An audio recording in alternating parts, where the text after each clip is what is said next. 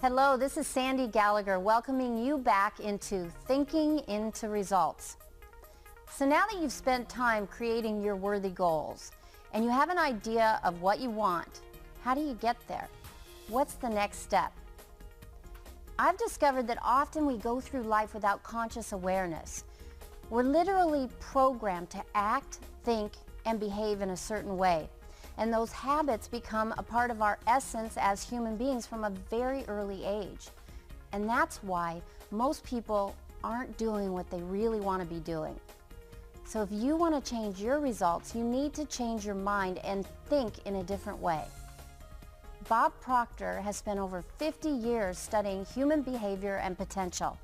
And through his experience and his knowledge, he'll guide you to a new way of thinking, and he'll help you close the gap between what you know and what you do. And you will be amazed at how different your world looks when you start to change your paradigms. You're on your way to understanding you a lot better, and when you open the door to new paradigms, results will begin to show up. The results that you want.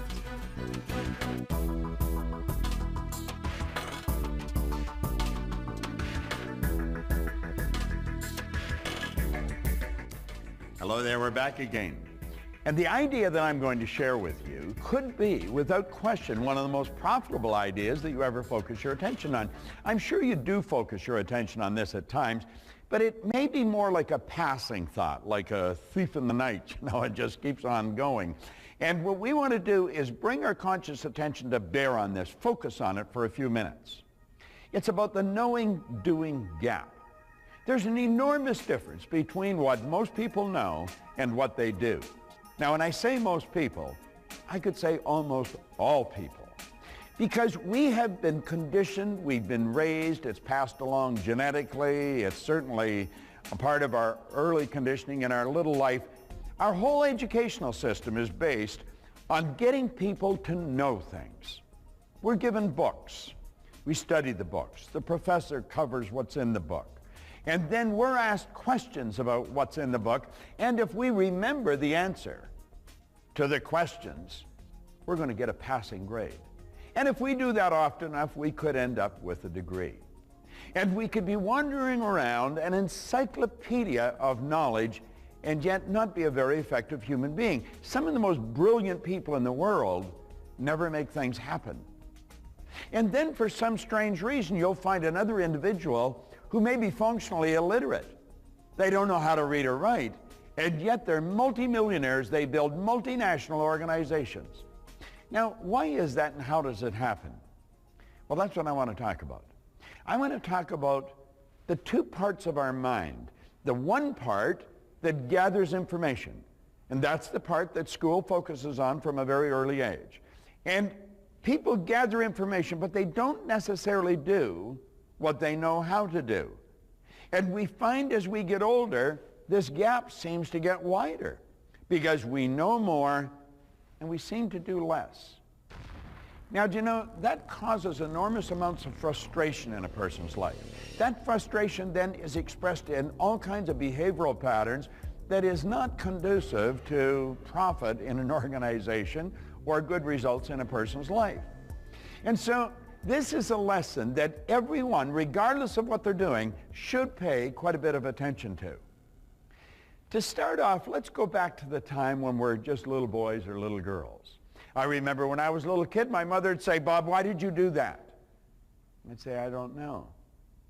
See, I was doing things I didn't want to do. It was giving me results I didn't want to get, and yet I was doing them anyway. And then when I was faced with the problem, "Why did you do that?" I'd say, "I don't know." And my mother would say, "You know better?" "I know." "Why'd you do it?" "I don't know." And of course this progressed on through school. All my school teachers, from time to time, they'd say, "Bob, why did you do that?" And I didn't know. They'd say, "Well, you know better." "I know." "Why'd you do it?" "I don't know." Now, I went into the Canadian Navy as a fairly young man, and this caused me some trouble. Commanding officers would say, "Proctor," and I'd, "Yes, sir." "Why did you do that?" I don't know." They say, "What do you mean you don't know? You know better." "I know." "Well, why'd you do it?" "I don't know." well, I'm going to teach you a lesson, and I'd be punished. They may fine me or have me do some kind of punishment, and I would grade out and do it again. They'd say, Proctor, how many times do you have to be told not to do this? I don't know, sir. What do you mean you don't know? You know better. I know. Well, this went on to different jobs when I got out of the Navy and I got married. And my wife said, why'd you do that? And I'd say, stop it right there. See, I was doing things I did not want to do. It was giving me results I did not want to get, and I was doing them anyway. Stop and think of the number of people that go on a diet. And they see that piece of cake. And they know they shouldn't eat it. And they don't want the results it's going to give them. But they eat the cake. And somebody say, I thought you were on a diet. I am. Well, why'd you do that? I don't know. Now think about this. Do you know that corporations in America spend over $60 billion in a year helping people know more? That's really what training is. We're training them to know. It's not, most of it's not experiential training. It's gathering information. You see, it's part of our conditioning. All the way through school, gather information. Sit them in a classroom. Give them more information. That's what we're doing right here. But this is information that is going to solve a problem for you that most people carry to their grave. You see, there are two parts to our mind. Now, I know psychologists, psychiatrists will say there's many parts to our mind, and that's probably very true. But there's two parts we want to focus on. There's the conscious mind. That's referred to as the educated mind. The educated mind, the conscious mind, gathers information. We read the book, we remember what's in the book, we answer questions, and we pass the exam. See, we read it, remember it, and repeat it. But that doesn't mean that we're going to do it. The part of our mind that gathers information is the conscious mind. Now, the subconscious mind is the part of the mind that causes this thing that we live in, what we call our body, to do what it does. And it's our behavior that's going to determine our results. So we figure that out, and we try to get people to change their behavior. If you don't go to the primary cause of results, there's not going to be any permanent change. When you do go to the primary cause of results, then there's permanent change. So you have to ask yourself, why do they behave as they do? And that answer rests in the person's subconscious mind. It's in what we call the paradigm. Now, the paradigm is that section in our subconscious mind that gathers habits. A habit is nothing but an idea fixed in a person's subconscious mind that causes them to do something without any conscious thought. We all have an enormous number of habits. When we get up in the morning, there's sort of a routine that we move into. And we just automatically start doing things. Stop and think of people in your business. Some of them come in late. They're always late. You chastise them, you may have a talk to them about it, and they're probably on time for a couple of days. But the next thing you know, they're late. And they've always got an excuse, and it's a good excuse, but it's never the reason why they're late. They are programmed to run late. That's what they're programmed to do. Now, there's somebody else that's always early. That's part of their paradigm. They're always there early. They're sitting ready, to get the meeting underway. They're there early. Ever looked at that? Let's stop and think of salespeople. There's millions of dollars spent in sales training, but there's not a lot of great salespeople. Anybody can be, but not everybody is. So we train the people and we show them how to do things, and then they don't do it. See, people know how to make presentations, they know how to overcome objections, they know how to close the sale, but that doesn't mean they're going to do it. This goes on and on and on. You go into a factory or you go into an office, and you're going to find people that are performing way below the level that they should perform at. You see, knowing is not enough. Results are the name of the game. By their fruit you'll know them was good advice. The results always tell an interesting story. They tell where the person is programmed. Now, when a person comes to work with me, I start asking a series of questions. And what I want to find out is, how are you programmed? One of the first things I'll ask people is, what's the most you've ever earned? That gives me an idea of where their mind is programmed with respect to money. I want to try and get some kind of a handle on their history. And there's a pattern to it, and that's all caused by the paradigm. Well, you see, if we start to understand the paradigm, we start to understand the power of habit, when we start to understand how this subconscious mind is literally programmed, that's when we can start to change it. Now, that is a baby that's arriving on the scene, a brand new baby. Now, whatever's going on around that baby goes right into that baby's subconscious mind. All the ideas, all the thoughts that are going on around the child go right into that baby's subconscious mind. Now, when the baby arrived, they were already programmed. That's genetic conditioning. Stop and think of this for a moment. Most of the food you eat, you did not decide you liked. It was given to you before you had any conscious ability to make a decision, some kind of a critical decision, do you like this or not? You see, we are given food that our parents like. That's what we get. Why do they like it? Well, they were given food their parents like. You'd have to go a long way back in the family tree to find out who made the decision for you to do many of the things you're doing. And you say, oh, I don't believe that. Well, if you study it for just a very short period of time, you're not only going to believe it, it's going to be very obvious to you. Well, you see, these habits are passed along from one generation to the next. So when we arrive on the scene, when we make our great debut on planet Earth, we're already programmed. We're programmed. That's why we look so much like our relatives. Our body is an instrument of the mind. So here we are now. We arrive on the scene, and the subconscious mind is wide open. Whatever's going on around that baby goes right into that baby's subconscious mind. And it's repetition that fixes the idea in the subconscious mind. Carl Menninger from the Menninger Foundation down in Topeka said something one time that is very, very important and very true. He said environment is more important than heredity. In other words, the people we're surrounded by have more to do with who we are than what's built into the genes at birth. Now, the baby doesn't have any choice about the environment. They did not choose where they were going to be born. They're just here. And they're being programmed.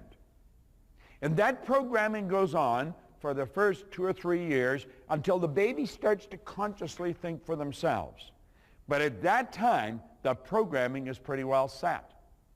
And so as energy flows to and through us, the thinking is already there. You see, the person's programmed to think in a certain way. Now, the paradigm is what causes us to behave as we do. Now, we start then at an early age gathering information. We gather more information. And that information is all loaded up in the conscious mind. But rarely does a person do anywhere near what they know how to do. You see, your conscious mind makes decisions. We make decisions based on all kinds of different factors. But, you know, the decisions we make are generally not carried out. We sit in meetings and we decide we're going to do things. We spend all kinds of time strategizing. But frequently the strategy is not executed. Why is that? It's because of the paradigms. Now, if we sat down and we're very open and honest about our paradigms and take a look at our behavioral patterns, we'll say, well, I know I'm not going to do that because I'm not programmed to do it. And if I'm going to do it, I'm going to have to change the programming. Now, that's what this program is all about.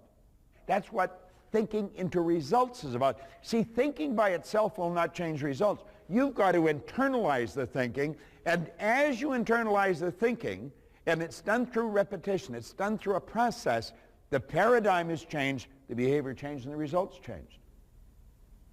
That's what got me into this industry many, many years ago.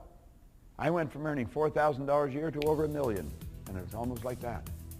It was such a shocking change in results, I had to know why. Most people would have been satisfied with the results. I wasn't. I was happy about the results, but I had to know why I changed as I did. See, I had no formal education to speak of. I had a couple of months high school. I had absolutely no business experience. I had a fairly bad attitude when I first got into this, and yet my whole world changed. Built a company that operates all over the world. How does that happen? Well, you see, I learned that most of the things we're taught are not true. I was raised to believe that if you don't have a good formal education, you cannot win. That's not true. I don't have a good formal education, but I've won. Now think about this for a moment. If you don't have business experience, you can't win. Well, that's not true. I didn't have any business experience, and I built a company in Canada, the U.S., and in England. How did that happen? Well, you see, it's because these things happen that I had to start to study this. I want to know what happened to me. Well, you see, I had changed this paradigm. I didn't know what I had done. I was what you call an unconscious competent. Do you know that most people that are real high performers in an organization, the organization doesn't know what they're doing? What do they do that is so different? How come these hard chargers are doing such a good job? Some of the largest companies in the world that I've worked for have spent an absolute fortune shadowing their top performers, trying to figure out what are they doing so different. They operate with a different paradigm. Most people don't know. I had a gentleman come up to me one time in the Waldorf Astoria, a great big guy, and he said, Bob, he said, I've really got to thank you. It was a 3-day seminar. He said, this is the first time I've understood what I did. And I said, well, what did you do? He said, I won the gold medal in the decathlon in the Olympics in Melbourne, Australia in 1957. His name was Milt Campbell. Milt and I became very good friends. But he said, I never understood what I had actually done. We take a look at people that are performing very, very high performers, and we're thinking, how are they doing it? Some of them aren't that bright. Some of them haven't gathered that much knowledge. You see, we say bright because of the knowledge they've gathered, but gathering the knowledge isn't going to give them the results. Now, I'm not saying you don't need knowledge, you do. And because I didn't go to school, I'm not anti-education. I think education's almost sacred. All my kids went to school. See, I just changed question in our home. I didn't ask if they were going to go, I asked them where they were going to go. So what we have to do, we have to ask ourselves, why do people behave as they do, and why don't they behave the way they want? I want you to stop and think of the knowledge that some of the people in your organization have, and then take a look at their performance and say, now how can we close this knowing-doing gap? Because that's what this is all about.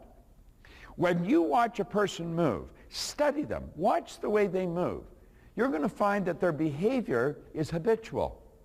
It is habitual. And start to understand that the knowledge they're holding or gathered, it's not controlling what they're doing. Their paradigm's controlling what they're doing. Listen to the conversations that are going on. See, to call a person into your office and say, Harry or Betty, your performance just isn't going to cut it. And they'll say, well, tell me what I have to do and I'll change it. See, I know this because I've been called into the office. And I promised, you give me one more chance and I'll change. And I meant it. But I didn't change. You see, the person I was working for didn't understand it. It was my paradigm that was causing me to perform the way I was. And I didn't understand it either. So here we had two ignorant people trying to change the performance of an individual, and it wasn't going to happen. And it didn't happen. And I lost a lot of jobs because I was not doing what I was asked to do, what I said I would do. And it was my paradigm was my problem. And you know, paradigm is the problem in everything we do. The knowing-doing gap is miles apart. There are millions, billions, I've already mentioned 60 billion, just in North America on training, on helping people know more, but not on doing.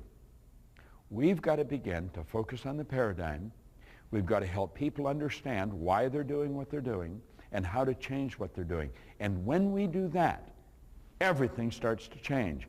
So to see, as we get into understanding goals, as we get into understanding self-image, as we get into understanding cybernetics, because the mind is something like a thermostat. It's set. It controls the temperature of our life. That's the paradigm again. The way it's set dictates the results we're going to get. And if we want to change the results, we've got to change the setting. How do we do that? We take some of the ideas that are controlling the behavior out of the paradigm and we replace them with other ideas. Now the trick is, how do you do that?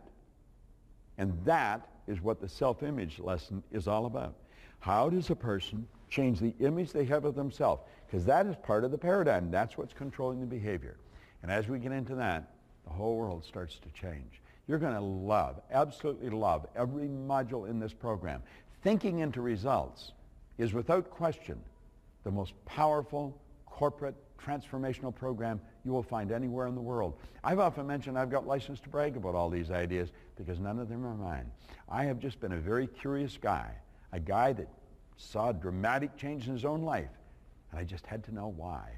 And so for the past half century almost now, I've been gathering the information, and I'm really enthused about sharing it with you.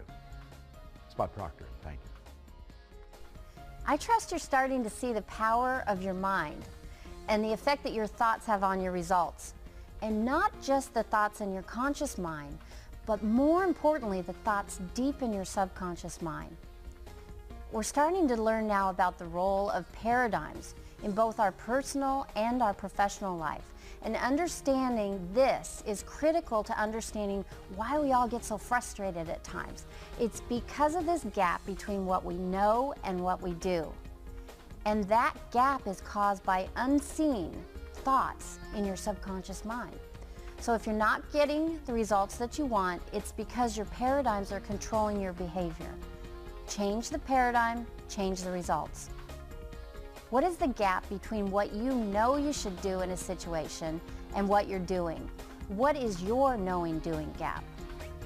Take time with the exercises in your participants' guide because they will open your eyes to why you do what you do and help you change your behavior for the positive results you're looking for. Now, it's going to take some effort and a bit of vulnerability too, but go ahead, give it a try. I promise you, the reward will be big.